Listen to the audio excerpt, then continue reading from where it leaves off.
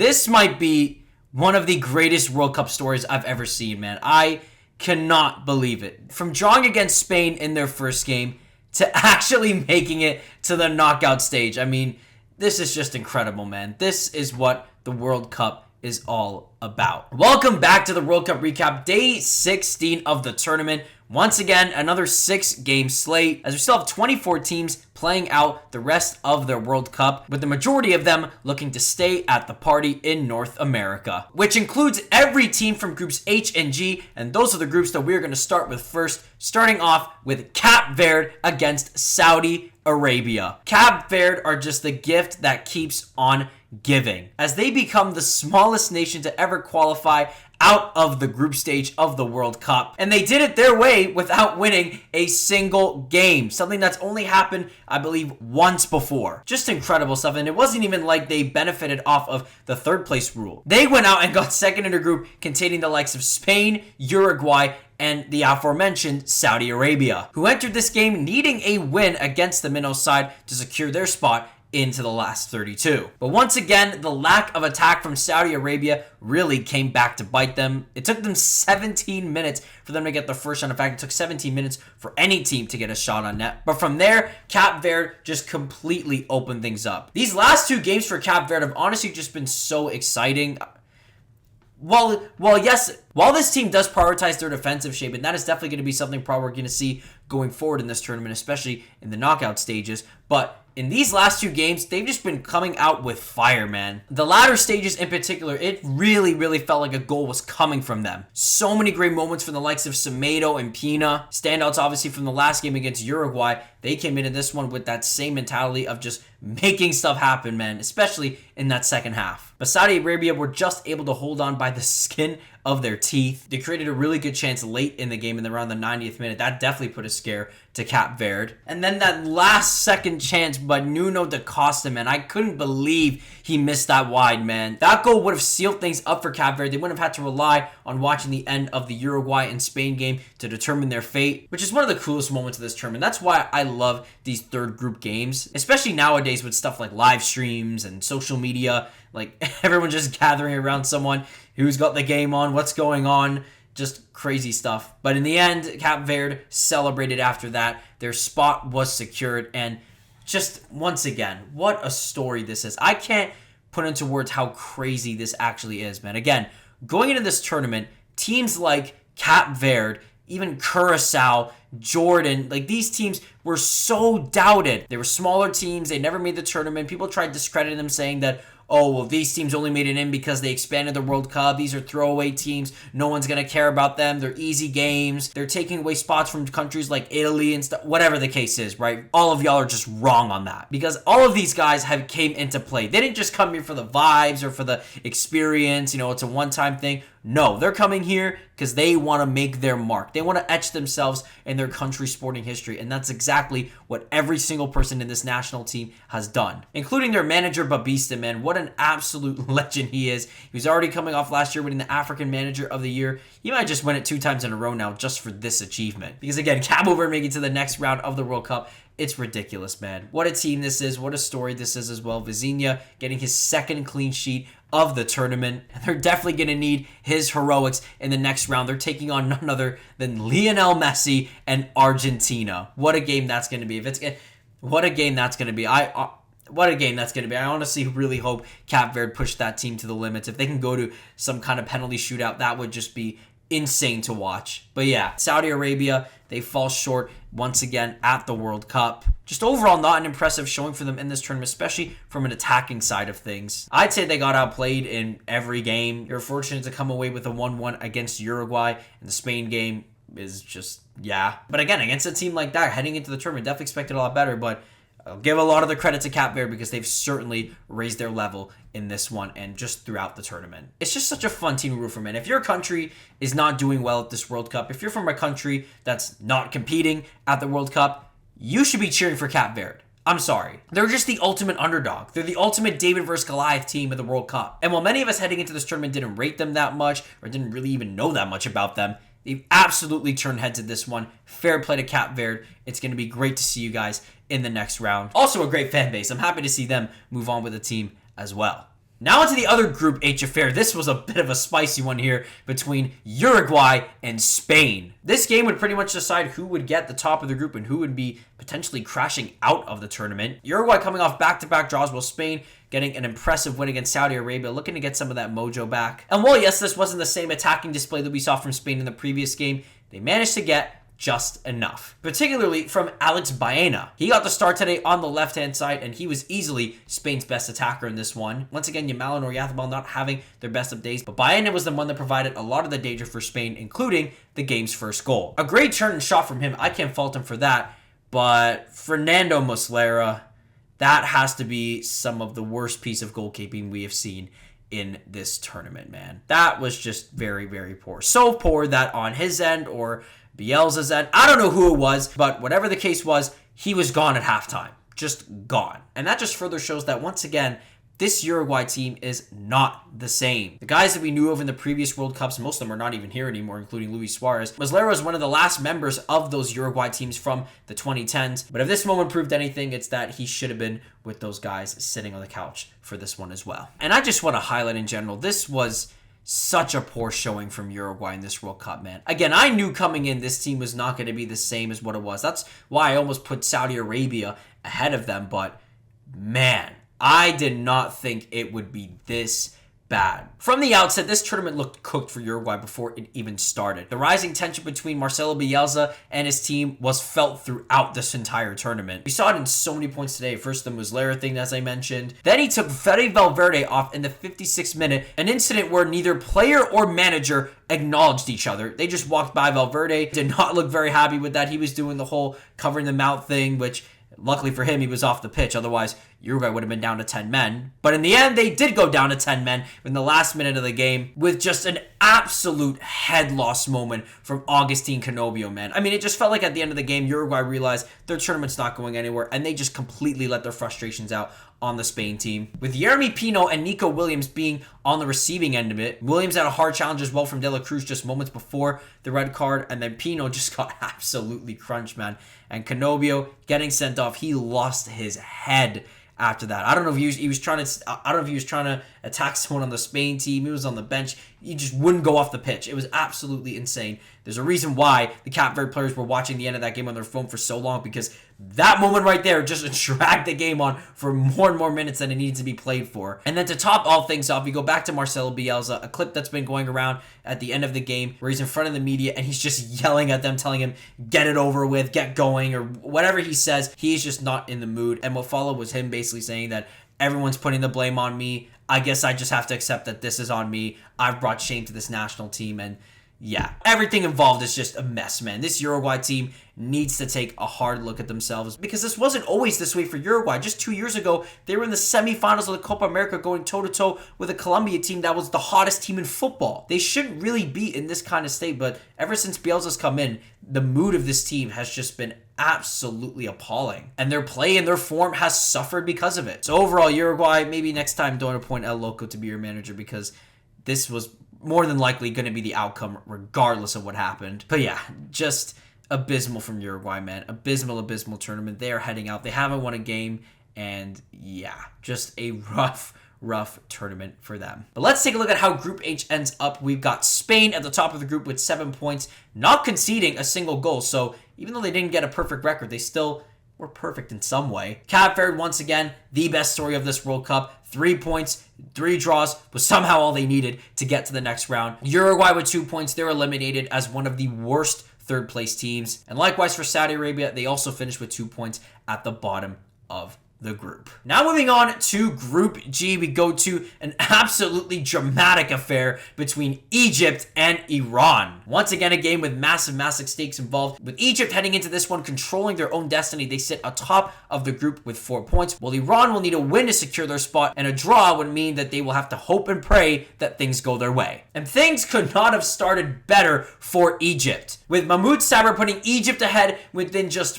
5 minutes. Egypt celebrating. They're already looking like they're going to be atop of this group again. A huge shock for them. But shout out to Iran because they go absolutely straight back at them. Mehdi Taremi going in the box, draws a penalty, a chance to put Iran back level, but his penalty was denied by Shobir. What a big moment of the game. A moment that, in the grand scheme of things, has been pretty much overlooked. We'll get into obviously why that's the case later on, but again, this was a big moment for Iran because they could have put this game level and they could have even taken the lead because a couple minutes later, Iran do get that equalizer. With Shobir making a great save on Mohammadi, but it is Ramin Rezanen there for the rebound. Shobir with a great effort, but he just could not get to that one in time. And just like that, we are at 1-1. From there, both sides were just absolutely going for it. I love this game, man. Again, this is one of my favorite games of the tournament. A game where, like I said in the first video talking about Czechia and South Korea, a matchup that you won't see in any other circumstance, in any other tournament. Two teams with everything at stake, just going for it. But early in the second half, Egypt decided to take more of a different approach. With just 10 minutes in, they took off Mo Salah. And from what it looked like, this may not have been 100% a tactical substitution. Salah went to the bench initially looking a little bit frustrated, but the frustration may have came from the fact that he may have suffered a bit of a knock in this one, which not good news for Egypt heading into the next round. Again, Salah's just been a standout for them, especially in that last game. Obviously wasn't able to find a goal or an assist in this one, but still. And as different scenarios were bubbling up throughout the game, Iran were really pushing for the win because again, they understood in their situation that a win would be the only thing that could guarantee them into the next round. And so off they went in the latter stages of the game. With Mehdi Taremi in position once again for another great chance, a header hits the post. But then just a few minutes later, Iran have their moment. As in all moments, the ball falls to Iran's center back, Shoja Khalilzadeh, who delivered the biggest moment in Iran football history. Finally, after all these years of just falling short in the group stages, after all that this team's been through off the pitch in this tournament,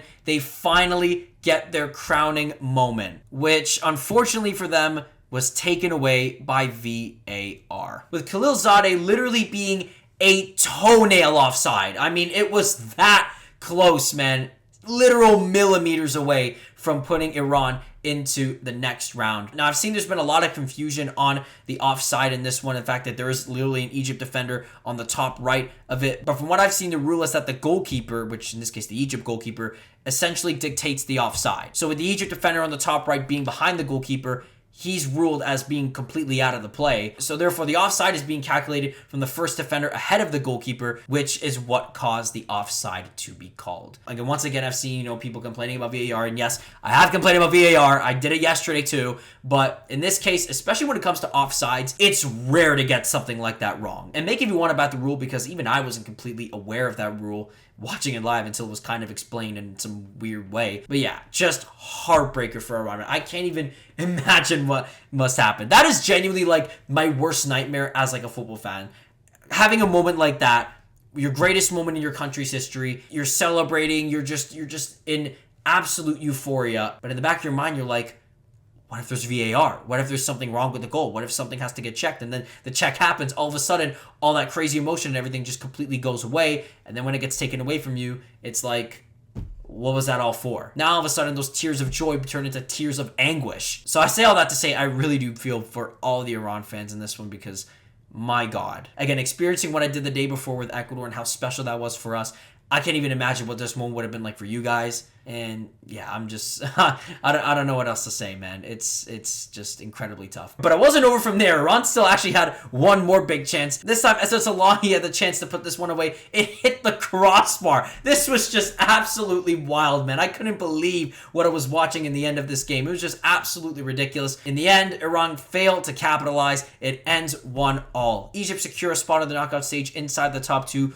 while Iran are going to be hoping and praying for results to go their way in this next day for them to keep one of those last third place spots. And again, just so cruel for them. That's basically what I would describe the history of this Iran national team, especially in this World Cup. It's been cruel. Off the pitch, obviously, with all the circumstances around this team, it was actually good to see Mehdi Taremi come out after the game and essentially exposing all the stuff that's gone on behind the scenes and the conversations were FIFA with they basically saying, we'll take care of you guys, we'll make sure you guys fly in time and get your recoveries and everything, and none of that has happened. And again, this was easily the biggest reason why I did not put Egypt as a top 2 team in this group. As far as their talent and as far as what they've proven, they absolutely are a top 2 team, but from all the stuff that they've had to go through, from all the stuff that they've had to endure, from all this stuff going on in the world, impacting these group of players and the national team itself, it's just horrible, man. It's horrible to see. These guys in particular do not deserve this stuff. They don't, man. All these guys are interested in is coming onto this world stage and putting on a show for their country and making their people and their families proud. And once again, for them to be treated the way they're being treated off the pitch and then on the pitch being denied of that moment, which again was kind of fair, but you also just feel really, really bad. It'd be a real shame if that's how the World Cup ends. But I really hope something happens where they can get one of those last spots. Obviously, that all comes down to the next day's set of games. But once again, it feels like I say this after every tournament with this team. Shout out to Iran. They did their people proud, man. They put on great performances. The Belgian game where they managed to hold on to that one. The New Zealand game, just insane, coming back twice in that one. And then this one, just pushing Egypt to the absolute brink, having so many chances, and that one that was taken away that could have got them to the next round. Just crazy stuff, man. Just one of the craziest games and easily the craziest ending to a game in this tournament so far. But just a couple hundred miles up the road, across the border, we had the other Group G game between New Zealand and Belgium. Belgium coming into this game underachieving in their first 2 games with 2 draws and not scoring a single goal of their own. While New Zealand come into this game looking to bounce back from their drubbing against Egypt, which was also in Vancouver, and give themselves a chance to advance to the next round. Unfortunately for them, this game, we got to see the reemergence of the mighty Belgium. After holding on greatly for the first 30 minutes of the game, they finally succumbed to the might of Leandro Trossard. The Arsenal man was just incredible in this one. He got a pair of goals. He also got the second one for Belgium as well, as Belgium's attack finally came to life.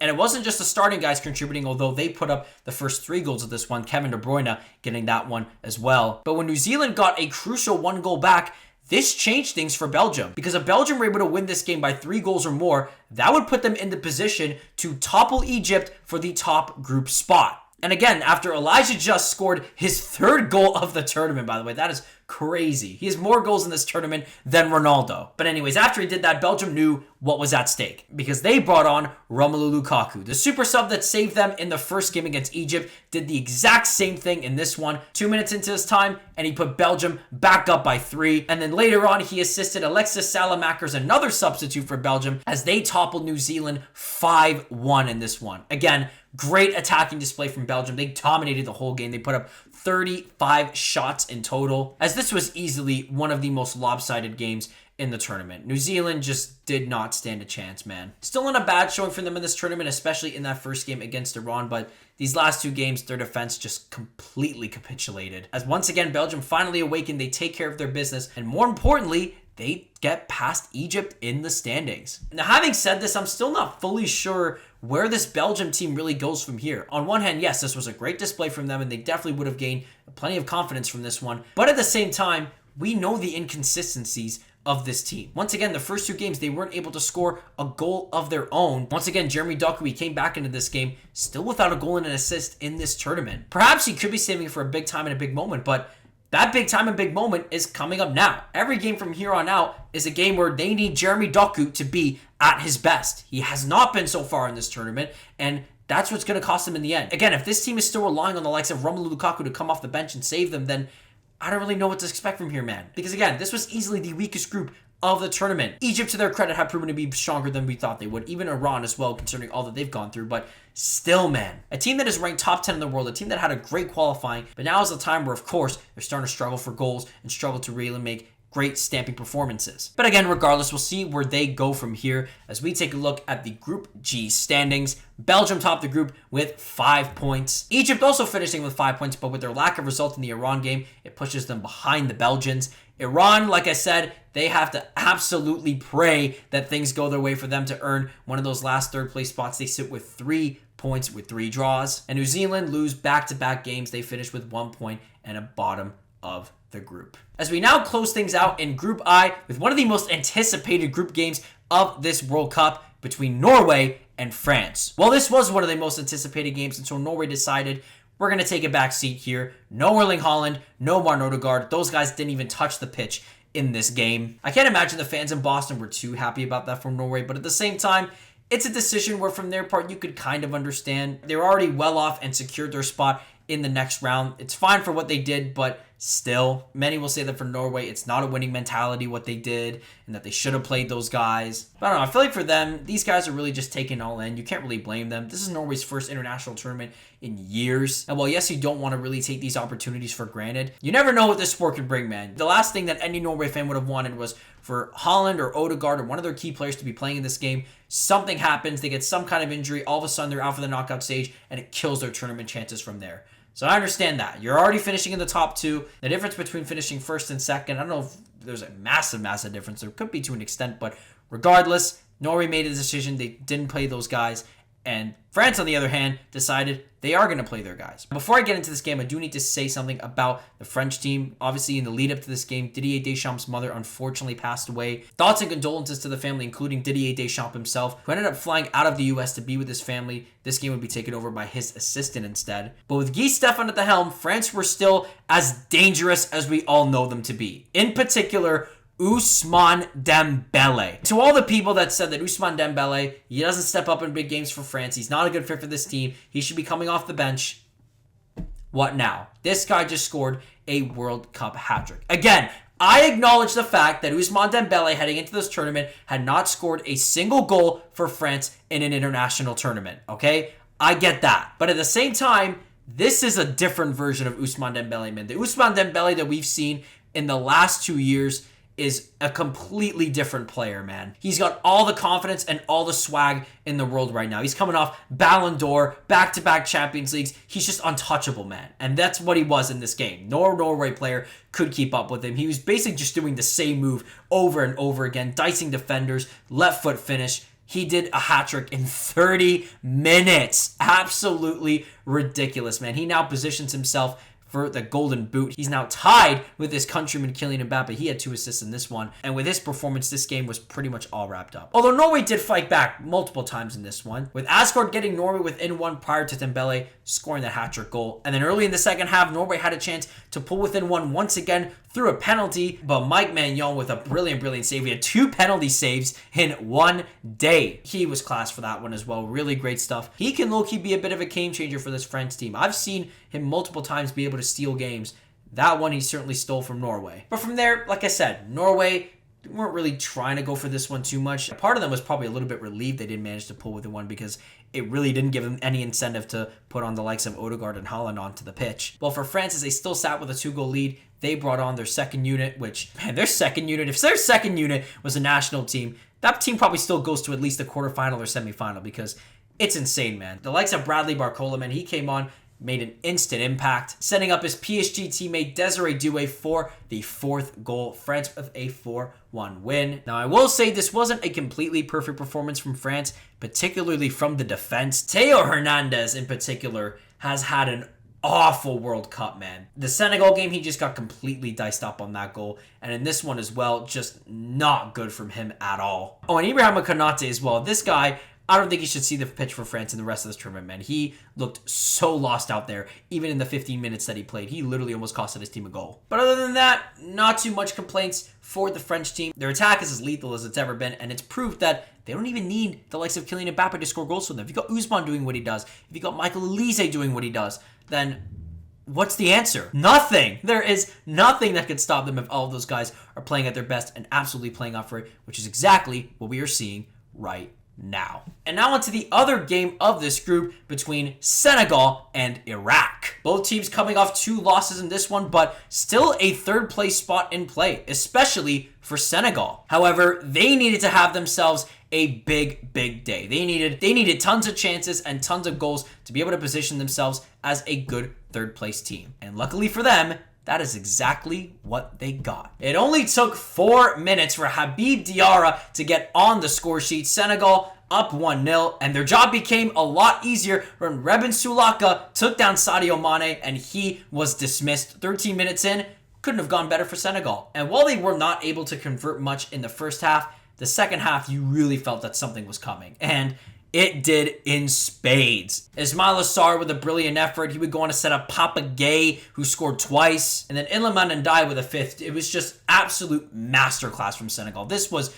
some of the best football, man, I've seen from this tournament, man. They were scoring just great goals. And again, that's exactly what they needed to do. They took care of their business. They knew they had to come out and score a bunch on the board, and that's what they did. 5-0 was the end result. Iraq just not able to recover from that mistake they made at the beginning. I will say, though, they did look very nice in those green jerseys. I really do like those green jerseys from Iraq, man. Those were something special to look at throughout this one, but yeah, unfortunately, their jerseys could not match with how good they played. Again, especially in that second half, this was one of the most lopsided games of the tournament. Senegal finally showing the capability and the danger that they possess. There's a reason why I had this team going second above Norway, because of how potent this attack could be. When everything's firing like that, they're a team that you still very much want to look out for as a third-place side. Even with Sadio Mane not playing at his best, man, this team, especially compared to previous years, it's just so much more deeper. You're able to bring on guys like Papa Gay and Iliman Ndiaye, and even Nicholas Jackson didn't even start in this one either. Just a crazy amount of depth that they've been able to possess over these last couple of years. But again, great stuff from Senegal, as with that result, they find themselves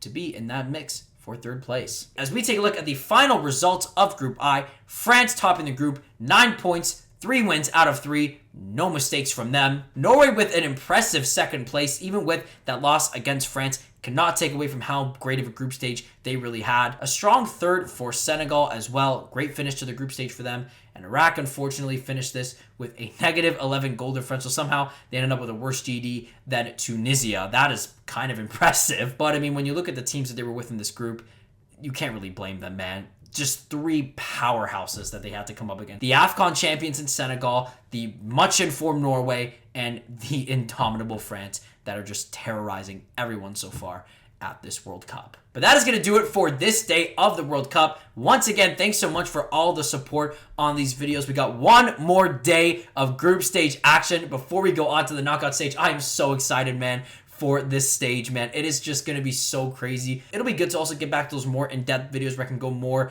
into these teams, more into these games, because right now, I'm just trying to pump these out, man. I'm trying to go through 6 games and not have it be super long. It's going to be long anyway, but still, yeah, stay tuned for that. Thanks so much for watching again. Make sure to like and subscribe for daily World Cup content. And I say this once again to anyone that doesn't have a say in this World Cup, go out there and be an honorary Cabo Verde fan. Trust me, you won't regret it. Let's play football.